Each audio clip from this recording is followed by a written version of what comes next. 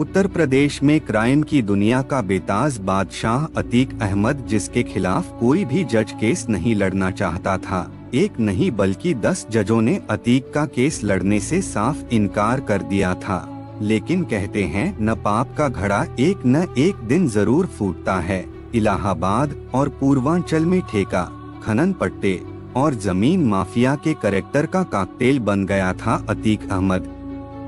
10 अगस्त 1962 को इलाहाबाद के चकिया में टांगे वाले के घर बेटा पैदा हुआ, जिसका नाम रखा गया था अतीक अहमद। अतीक को बचपन से ही पढ़ाई में कोई रुचि नहीं थी। वो हाई स्कूल में ही फेल हो गया। अतीक के पिता इलाहाबाद स्टेशन पर तांगा चलाया करते थे, लेकिन रातों रात अमीर बनने का चस्का अतीक के पिता और अतीक को किसी भी हद तक ले जाने वाला था। 17 साल की उम्र में अतीक पर हत्या का आरोप लगा और उसके बाद से ही अतीक का धंधा रातों रात चल पड़ा। खूब रंगदारी वसूली की जाने लगी। जिससे भी उगाही करनी होती, बस इतना बताया जाता था। अतीक अहमद फिर क्या, सामने वाला खुद ब खुद पैसे भेज देता था। 17 साल की उम्र में जवानी की दहलीज पर कदम रखते ही अतीक अहमद के खिलाफ पहला मुकदमा दर्ज हुआ, और वो भी हत्या का। साल 1979 में महज 17 साल की उम्र में अतीक पर कत्ल का इल्जाम लगा। उसके बाद जुर्म जैसे अतीक का शक्ल बन गया। इसके बाद अतीक ने कभी भी पीछे मुड़कर नहीं देखा। पढ़ाई के पन्ने तो कोरे थे, लेकिन साल दर साल उसके जुर्म की किताब भरती जा रही थी। साथियों, कभी इलाहाबाद की गलियों में चांद बाबा का खौफ हुआ करता था, जिसके सामने जाने से पुलिस भी कांपती थी। तब अतीक की उम्र यही करीब 20 से 22 साल हुआ करती थी। पुलिस चांद बाबा के खौफ को खत्म करना चाहती थी, इसलिए अतीक को सियासी और पुलिस दोनों का श्रेय मिला। 1986 आते आते अतीक गैंग खूंखार हो चुका था, चांद बाबा के गैंग से भी ज्यादा खूंखार। फिर एक दिन अतीक को पुलिस उठाकर ले गई। तब उत्तर प्रदेश में वीर बहादुर सिंह की सरकार थी और दिल्ली में प्रधानमंत्री थे राजीव गांधी। दिल्ली से अचानक फोन आया और उत्तर प्रदेश पुलिस अतीक को घर तक छोड़ गई। अतीक ने चांद बाबा की गैंग को एक एक करके खत्म कर दिया। 1987 आते आते अतीक को पता चल गया था कि जुर्म की दुनिया में बादशाहत बरकरार रखनी है तो राजनीति की छाव में जाना ही पड़ेगा। अतीक को समझ आ चुका था कि सत्ता की ताकत से वो क्या क्या कर सकता है।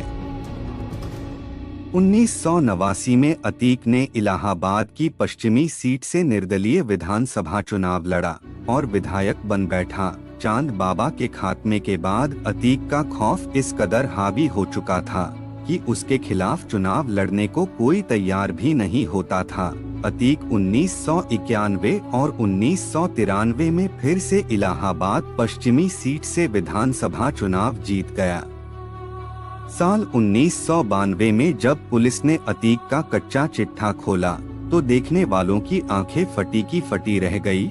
यानी 30 साल की उम्र तक अतीक के खिलाफ 44 मामले दर्ज हो चुके थे।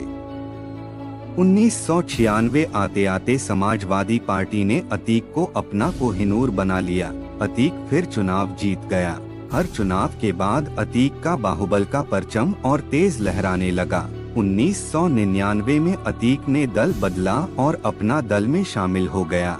फिर वो 5वीं बार विधायक बन बैठा। महंगे और लग्जरी गाड़ियां, अत्याधुनिक हथियार, यह अतीक अहमद के सबसे बड़े शौक बन गए। 2004 में अतीक अहमद फूलपुर संसदीय क्षेत्र से चुनाव लड़ा और सांसद बन गया। फिर अपनी विधानसभा सीट इलाहाबाद की पश्चिम सीट से उसने अपने भाई को चुनाव मैदान में उतारा, लेकिन उसका भाई चुनाव नहीं जीत पाया। 4000 वोटों से जीत हासिल करने वाले समाजवादी पार्टी के राजू पाल कभी अतीक का दाहिना हाथ हुआ करता था। अतीक अपने भाई की हार से इतना बौखला गया कि उसने 25 जनवरी 2005 को राजू पाल को 19 गोलियों से भून डाला। इसके बाद से ही अतीक का बुरा दौर शुरू हो गया। 1986 से 2007 तक अतीक पर 1 दर्जन से ज्यादा मुकदमे गैंगस्टर एक्ट के तहत लग चुके थे। 2 महीने के भीतर अतीक पर इलाहाबाद में 9, कौशाम्बी और चित्रकूट में 1 से 1 मुकदमा दर्ज हुआ। अतीक पर 20,000 का इनाम घोषित किया गया। उसके करोड़ों की संपत्ति सीज कर दी गई, बिल्डिंग गिरा दी गई। अलीना सिटी को अनलीगल घोषित कर दिया गया। सब प्रॉपर्टी या तो गिर गई या जब्त कर ली गई। सांसद रहते हुए अतीक के खिलाफ पूरे देश में लुकआउट नोटिस जारी हुआ। अतीक दिल्ली से गिरफ्तार हुआ और जेल में डाल दिया गया। 2012 में अतीक ने अपना दल से चुनाव लड़ने की तैयारी की। उसने इलाहाबाद हाई कोर्ट में बेल की अर्जी डाली, लेकिन कोर्ट के 10 जजों ने उसका मामला सुनने से खुद को अलग कर लिया। 11वें जज तैयार हुए और अतीक को जमानत दे दी गई। अतीक इलाहाबाद की पश्चिमी सीट से पूजा पाल के खिलाफ फिर से मैदान में उतरा, लेकिन हार गया। 2016 में अतीक अहमद को कानपुर कैंट से उम्मीदवार के रूप में उतारा गया तो खुशी के मारे 500 लग्जरी गाड़ियों के काफिले के साथ अतीक कानपुर पहुंच गया। वो खुद 8 करोड़ की हमर गाड़ी में सवार था। 14 दिसंबर 2016 को अतीक और उसके गैंग के गुंडों पर इलाहाबाद की कॉलेज में तोड़-फोड़ और मारपीट का मामला दर्ज हुआ। कहते हैं ना कि पाप की कहानी का अंत एक ना एक दिन जरूर आता है। 2017 में योगी सरकार आई और उसने बैक टू बैक अतीक की सभी पुरानी फाइलों को खुलवाना शुरू कर दिया और अतीक के खिलाफ कई मामलों की जांच सीबीआई को दे दी गई। और 2017 में इलाहाबाद हाई कोर्ट ने अतीक की जमानत याचिका रद्द कर दी और तब से अतीक के लिए काला दौर प्रारंभ हो गया। तब से अतीक जेल में बंद है और उसकी संपत्तियां खाक में मिल गई। अभी हाल ही में अतीक गैंग के गुर्गों ने गवाह उमेश पाल की हत्या कर दी, जिसके बाद से यूपी पुलिस ने एक के बाद एक गुर्गे का एनकाउंटर करना प्रारंभ कर दिया।